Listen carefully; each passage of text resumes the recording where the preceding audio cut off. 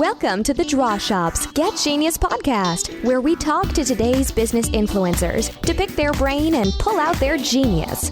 It's time to get genius. Hello, listeners. Thank you for joining me again on another Get Genius episode. Today, I am speaking with Jeffrey Davidson. And Jeffrey Davidson, he's been exploring the boundaries of world-class teams for over 20 years.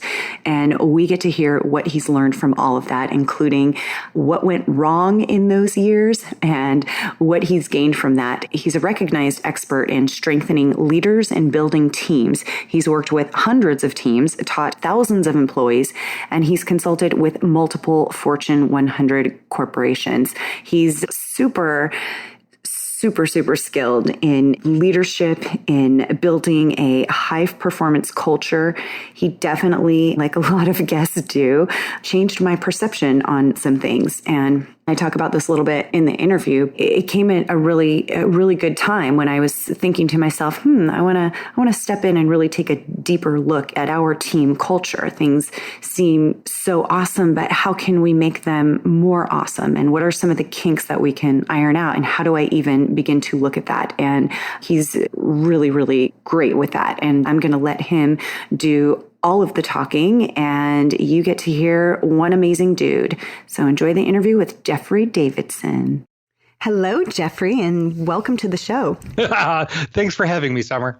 So excited to have you here. You know, it's funny. Sometimes there's guests that come on the show and they come right at the perfect time where I go, you know what? It'd be great to speak to somebody who's an expert in XYZ. And, you know, there's that whole reticular activation thing where you think about it, it's on your mind, and all of a sudden it's showing up everywhere. So, you know, I myself question, how can I be a good leader? How can you get all of your teams together? And if they're not, how do you get past that hurdle? So I'm really excited to talk to you about those things. But before I do, if you can, from your mouth, tell us about how this became so important to you and what your path was to what you're doing today. Well, I'll start at the beginning. I was born a small child. No, not that far back. In high school, I was kind of fascinated about leadership.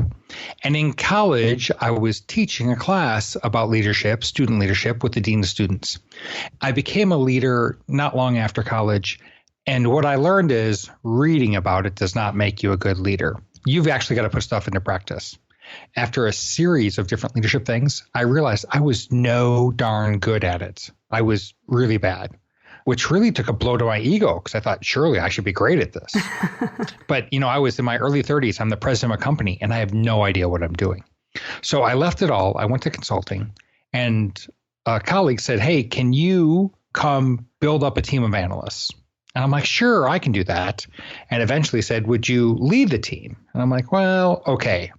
And I have to tell you, that team of analysts, those people taught me how to be a good leader. It really became one of the high points of my professional career and of my life. You know, to this day, I'm still would do anything for those people that were on my team. Yeah. And they do anything for me because we really became our own little family.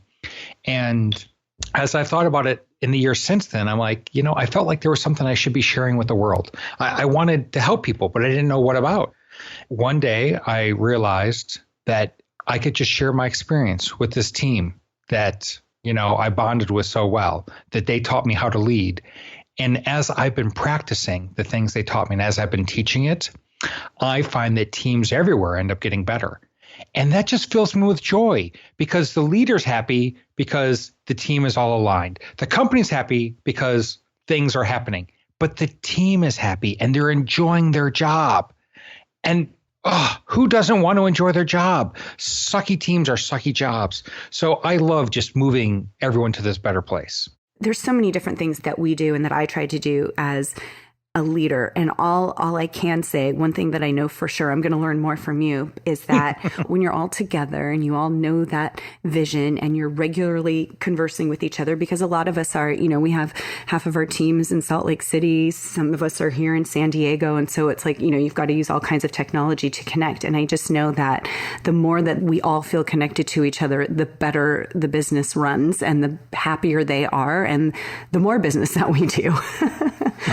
That's the truth of it. And when you reach that point where you're all working together, moving in the same direction, helping each other, and really achieving things, it's a wonderful feeling for everyone involved. So how do you know if you are in need of this? Because sometimes there's that whole, you can't see the forest through the trees. How do you know if your team is just kind of, I mean, I have friends that go into work each day and they absolutely hate their job. And I'm like, well, that sucks.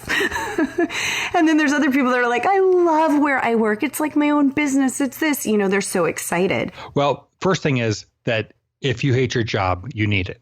Yeah. If you're a leader and the people, you're not certain that they're working together, you might need it. If you're spending more time trying to solve little interpersonal problems or trying to figure out why people don't do the right thing, as opposed to celebrating their successes, you probably need it.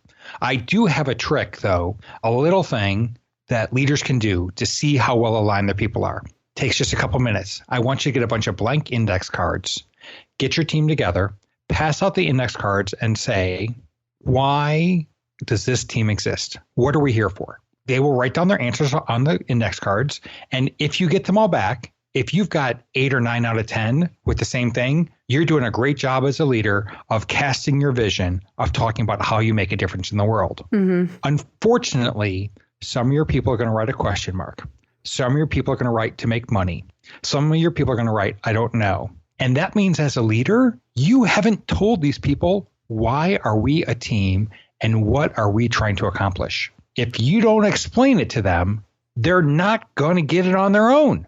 So that's the first thing I think that you can do as a leader to figure out if your team is working well, is to just ask them in an anonymous form, what difference are we trying to make in the world? Yes. And if they don't know, then that's your first job. Start to share it. What kind of things are you seeing that, team culture is such a big topic? What kind of culture do you have in your company? What are some of the things that you're seeing that might be confusing? Because I think that some people feel like they have this great team culture, but still people don't know what the vision is for the business. Can you speak to that for leaders specifically? Culture and vision, hopefully they align, but they're two very different things. So one is about who are we trying to serve? Hopefully at the end of the day or at the end of the project or at the end of the week, we have made a difference in someone's life. So that relates to why we show up and our mission. That's different than our culture, which is how do we work together? One of my favorite definitions of culture is, and this is especially true for leaders, is what is rewarded, what is punished. And if you say our culture is when we serve a client, we're always on time. But if you call a staff meeting and people are 2 to 7 minutes late, then you're not really rewarding timeliness. And if you don't say anything, you're allowing tardiness. So the question is, what are you valuing? What we value is what we encourage or allow or punish. And I think that those actions are the biggest part of our culture. I go into lots of companies and they have these posters of this is our mission statement. These are our values. That's corporate propaganda. The question isn't what's on the poster, but what do you tell people? Like, no. Around here, we don't show up 5 minutes late. We show up 2 minutes early. That little comment means that we have a culture of punctuality as opposed to tardiness. Here's the thing. If the leader says we have a culture of punctuality, and then the leader shows up late every other time or once a week, the people will say, this isn't real. We say one thing and we do another, and that will kill anyone's spirit. Don't think it won't. You've got to live what you're talking about. This reminds me of parenting. It is so true. Do you want a secret I don't tell many people? Yes, I love secrets. The secret to leadership, to my mind, is actually incredibly easy. And that is related to parenting. Love your team as if they were your family. Right. In other words, I'm not saying you have to give hugs at work like you give hugs, at home, or you have to blow on a boo-boo at work like you would at home. But I do want to say that if you care about your staff, you're going to find out what interests them. You're going to find out what they're good at. You're going to find ways to encourage them. And when they do something right, you're going to say, good job. And if they do something wrong, you're going to say, ooh, that's a little bit dangerous. Please don't do that. And you will work with them just like you would work with your family, and you will learn to understand them and you will share with them. and you will accomplish great things. I don't talk about this much because people don't get it. But you went there with parenting, and I'm just jumping on top. Yeah, So no, I love it. It's so true, and it's relatable. it really is. If you treat your people like their family, and I'm not saying your family and your work colleagues are the same level of importance in your life. I'm not being silly about this. I am saying treat them like their family. Treat them like they're important. Treat them like what they want to contribute is worthwhile. And tell them how they're doing. It helps your family and it helps your workplace. Now, a lot of employees and team members don't even know what it is that they should know. What is it? What are the questions that they should be asking? They don't know. And it's up to us as leaders to provide them with that. What are some of those questions and things that they need to know? You've got me jumping up and down with excitement. You are a great interviewer because you so get this topic. You really do. I told you, it's like, it's top of mind. It's like those things where I'm like, oh, I think I'm a great leader and my team loves me, this and that. But it's like, there's always ways that you can improve forever. There's no doubt. So let's go back to the family example first. Okay. You're teaching your 12-year-old son how to load the dishwasher. And he's got plates laying sideways and cups upside down. And, the silverware is kind of thrown in the bottom. and you're like, you could yell at him, but that's actually not going to teach him how to do the job right. What you need to do is say, here, let me tell you my expectations for how to load the dishwasher. I want you to put the cups upside down on the top. I want you to put the silverware standing up, point side down in this tray. I want you to put the plates side by side here in the bottom. The same is true for your employees. So often we think, I hired them. They should know how to do everything. But the truth is, your business is a little different than the last business. It's not exactly the same as any other place to work. And your staff needs to know what the expectation is. How do the cups go? Where does the silverware go? How do I put the plates in? They need to know that about how do they punch the clock, or how do they fill out the expense report, or how do they take a customer call? You need to express these things. And then, just like at home, you tell your son how to load the dishwasher. The next day, he does it right. And you say, good job. That's what I was talking about. The next day at work, you should say, good job. That's what we talked about. Right. We have to give them feedback. If you wait 12 months to tell your employees how they're doing, they will think you don't care. If you train your son how to do the dishwasher and don't give him feedback for 12 months, you will have a disaster and a lot of dirty dishes. Yes. No, and I love how you said, you keep rewarding and acknowledging that, because you can reward and acknowledge it one time. But then if you don't keep that up, then it's like, oh, it's kind of like you just popped your head in and noticed, and now you don't care anymore. It's that whole consistency thing. It really is. And to my mind, all team members have some questions that they want answered. And one of them is, how am I doing? And if you don't provide that to them, they're going to have to ask someone else. They're going to take guesses. They're going to ask the lazy guy sitting next to them. They're going to ask that disgruntled worker that, has been here 5 years too long and she doesn't like anyone or anything. So you need to provide that feedback. Absolutely. Here's how you're doing. Yes. So I want to combine two things you've asked about, if it's okay. You asked about culture, and you asked about what I consider setting expectations in this little feedback loop of telling people how you're doing. You can combine those, and you can have a culture of feedback and continuous growth. And the way to do that is, as a leader, I will have a meeting and I will take someone aside afterwards. So one of my staff, and I'll say, here is my goal for the meeting. Is there anything that I could build upon to do even better? And then after they answer that question, I will say, is there anything, given what I was trying to do, where I should refocus because it didn't work? And I will show as a leader that I want a regular dialogue about, given my good intentions, what can I build upon to become great? Where should I refocus because I missed my goal? And then I teach my team to ask each other that. And then I will say to employees, hey, that was a good meeting. Will you ask me the questions? And I will make them ask me that question, or those two questions, because our brains, that's something to do with our neurochemistry in there, that when you ask the question, you are more likely to listen to the answer.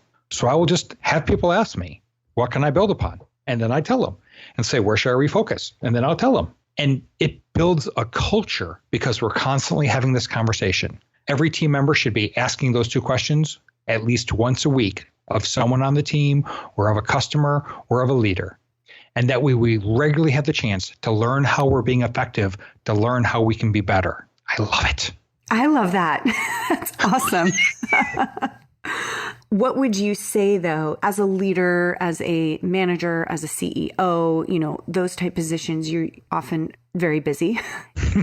I know that's like the bad word to say now, but you're constantly creating and doing new things and trying to run things, and you've got a lot going on. Somebody who is in that position right now, who's like, yeah, I don't even have time to do this with my team or do that. I'm going to rely on so-and-so. What's the advice that you would have for someone like that? What's that first thing that they can do to actually start to bring that team together to feel so that that team is feeling like, wow, I'm actually a part of something that's so wicked cool? I understand that we're all so busy and that it's hard to achieve all these things. I think in some ways it's like an investment. If you think, I want to retire in 24 years, I'm making up a number, and I want to have a great big stock portfolio, but I don't have enough money to invest in stocks, then in 24 years, you're not going to have a portfolio. You're going to have a day job because you got to keep on working. Right. The same is true for your team. Your team, when working well, is a multiplier, is an enabler, is a great set of people, and they become an organization that drives your whole company to achieve its mission. And if you don't invest a little time up front, they won't achieve it, and you will stay busy. So my first comment to leaders is, if you're too busy to spend any time with them, then you will always be too busy and they will never achieve what they want or what you need. Part of that is it doesn't take too long to set that vision. And it doesn't take too long to say, here's our goal for the next 3 months or the next week, depending on how big you want to set it, of what we're trying to do. Here's what success would look like. Mm-hmm. And then say, I don't have a lot of time, but I will give you as a team a few minutes a week. I want to get a report from you, and then I'll give you some input on where you're doing well and how you could do even better, and then where you could refocus. And if they come back in a week and say they're in the wrong direction, then that's your clue to say, ooh, I need to set better expectations. Yeah. So you can do this in just a few minutes a week. And I think it deserves more than that, but you can start there. And just starting there will start to pull those people together. Oh, I think that's so great. Now, what about you're building your team? What are some of the hardest obstacles that leaders will come across when trying to do this? Because I would imagine that, if you are building a culture or you're introducing new exercises and practices to really, bring everybody together and share that same vision, some people might be all in, some people might be 1 foot out. You know what I mean? People are going to be in different areas. Mm-hmm. And for some of them, especially if you're just starting this, it's going to be like, wait, what? Where did this come from? So what are some of those big obstacles and how can you get through them or get past them? Overcome them, I should say. Right. I think there's a couple kind of obstacles. One is the leader, and one is with the team, and one is with the environment around them. With the leader's often too busy. But I'll give you a secret, another one. A lot of leaders, not all of them, but a lot of leaders say they're too busy when what that really is a code for is, I don't know how to talk to my people, or I'm afraid if I give them any critical feedback, they won't like me. Mm. So the first thing we have to know as leaders is our people are dying for this information. And it's not about liking you. It's about you being kind enough to be honest and to say, here's how you're making a difference. But I see so much more from you. If you could do this, it would be even better. That's the first thing we have to know as a leader, is that us withholding things or holding it in doesn't help them. It doesn't make things smoother. It makes things rougher because we're operating without the right information. For the team, there's no doubt that some of your team members might not want to be there. And some of them might love it. And some of them are probably already looking. The first thing I think you need to do is to get to know your team, and then to tell that team members themselves, like, hey, Summer, I see that you have a potential to do this. And we can't do all of that here, in the next month because we're doing some other things in the business or in our department. But if you were to start to do this, I really see where you have a lot of potential to grow. So get to know your people well enough that you can show that you have an interest in them and that you're helping them achieve something they often don't even see in themselves. And that will pull many people on board. Now, remember I said you have to be honest enough to be kind and kind enough to be honest. If you've got a superstar jerk, you've got to acknowledge that that one superstar is hurting everyone else on the team by their jerkiness. So get him to stop being a jerk, give him that critical feedback, or let him go because you're hurting everyone else. Right. And your people see that you will take a jerk no matter the cost. So that's another thing. And another is ask the people, do you have the right tools and processes to get your job done? If this is our vision, if this is how we want to make an impact on our customers, and this is where we're going, and this is what success looks like, say to the team, what part of our tools and processes do we need to improve? Pick just one. And that will help everything get done better. It shows your people you care. It gets rid of impediments so they can do their job better, and your customers will be more delighted. How often, some people do like the annual review or the 6-month review. How often, and if you already said this, I apologize, but how often are those, hey, you've got this potential and I see that you can become even better in this area. How often are those conversations or should they be happening? A lot of companies have a formal process to do annual or 6 months, and that's fine. My problem is that's just not enough. So if you have to do that because of some HR rule, go ahead and do it. I think that everyone needs input at least once a week. When I have a new employee on my team, I literally, back when I had offices and cubicles, I would move someone outside my office away and put the new person literally right outside my office so I could talk to them multiple times a day. Because when you start a job, that's when you know the least. Yeah. So that way, if they had a question, we were close. And I don't always have time for them, but they knew I was right there. And for the first 1 month or 6 months or whatever it would take, I would keep them close so I could answer their questions. So sometimes that would be 3 times a day that I need to help them clarify some expectations or give them some critical feedback or let them know that this was a good idea. I think that that's important. In general, I'd say once a week is the minimum. But if you're brand new, you need more. Now, if you're a superstar and you're doing great on the team and everyone counts on you, you might not need that critical information once a week. But we should still be touching base regularly. And I think 6 months is way too long. Yes. Imagine, we talked about family and a son. Imagine summer you're married and you've got a delightful husband and he's been doing a great job with the family. And you say, honey, you're doing so good that I'm going to go away for a year because you don't need any more feedback or assistance. When you came home in a year, would your key still work? No, exactly. It's so true. But we do that to our people. Come on. Treat them like a family member you care about, not about some stranger you want to get rid of. Oh, I totally agree. I'd love to hear, your experience of how you've worked with other companies and came in. If you could give us, one example of where they were when you came in, how you worked with them, what that process was like, and what the results were. I was just recently working with a company in Utah. They serve some health products. And I didn't work with a call center. They've got 6,200 people in call center, but the rest of their staff is, let's say, 80 people. And they had done an amazing job hiring. But what they didn't have was an understanding of how to work together.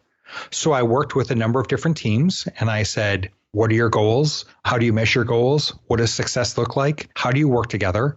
And I helped them start to find their own way as individual teams. Then I gave them a little bit of training, first 2 days, like all the team members, and then another day as for the leadership team to say, here's how to help you lead up a little bit better.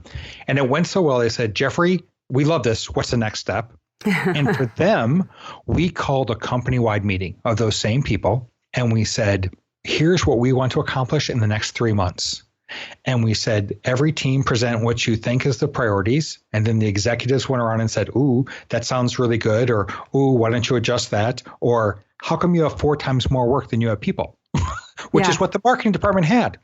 And the beauty of this is having all these people in one room is everyone had an understanding of everyone else's work. So when you go to collaborate, You can see, oh, this is my priority, but it's not even on your list. Can you even help me? Or this is number 1 for one department, but it's number 6 for another department. Or like marketing, they had 3 times too much work. They couldn't get everything done. Being able to see all this work and really collaborate to say, let's set one vision for the company. Let's set some priorities. And then let's make sure that we're giving the right resources and communication and collaboration together. They've done amazing things. And their business has grown by more than 50% in the last 9 months. Wow. And they blame a lot of it on, first they had good people and they were growing, but this collaboration between everyone, it's done an amazing thing for them. Well, there's nothing like, enthusiasm to get stuff done. When you lack that, you're not motivated. You don't really care about the outcome. And it goes back to that whole, doing things with other people, you progress so much faster and so much more effectively.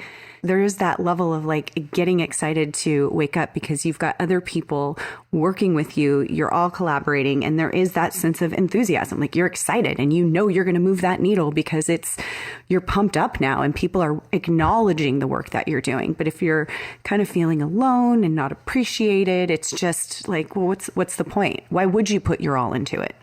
There's no doubt. I like to say that if you don't give your people an understanding of what the big picture is and how they fit into that, if you don't cast a vision and then say, here's your part in this vision, when they wake up tomorrow, they have a choice. They can hit the snooze button or they can pop out of bed. And if you haven't told them why the mission is important and how their role is important, they will hit the snooze button. And some people, they like to wake up early, but they might as well have hit the snooze button because they're just not contributing that much at work. I'd love to ask you, as an entrepreneur, a speaker, somebody who's had such a, dynamic influence in so many businesses, what has been one of your toughest challenges or failures in life, and what did you learn from that? I'm going to go back to before I worked with that team that taught me how to lead. I was president of a small company in Dallas, Texas. We had staff of 27 or so, and I wasn't certain what I needed to do. So I sat in my office and I kept busy, but I wasn't making a difference. And I knew that we weren't firing on all cylinders. I knew that there was a lot of misses. And instead of going out there and addressing the problems, I just stayed busy with my stuff. And instead of asking for help, I stayed busy with my stuff. And I think that when you know that there's an issue, you need to pause from working on your stuff and say, which is most important? This thing on my plate or getting the whole organization, whether it's your department, a team, the whole company, moving in the right direction together. And if you need help, reach out. There's a lot of folks who want to provide you some assistance. So please, don't just stay busy with your stuff while you hide from other issues. Take action. Where can our listeners find more information about you and what you do? Can they connect with you? And if so, where? That'd be great. I try to make it easier, and I've got something for listeners. My website is greatteamsltd.com. That stands for Great Teams Limited.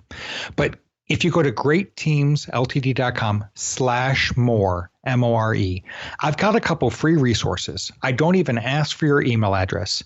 And there's some things that you can do to help your team work together better, to help you set a vision, to help you start to build a feedback culture so that you can continuously grow. I've got some free resources there, greatteamsltd.com/more. And on the website, you'll find out about me, a little bit about my past, my phone number, my email address, my Twitter handle. Please do connect. But mostly, just work with your team. They want to be great, and they're counting on you to help them get there. Thank you so much. And thank you for those resources. And we'll make sure to have all of that noted for anyone who reads the blog, the transcript, or looking at the show notes. We'll have links to all of it.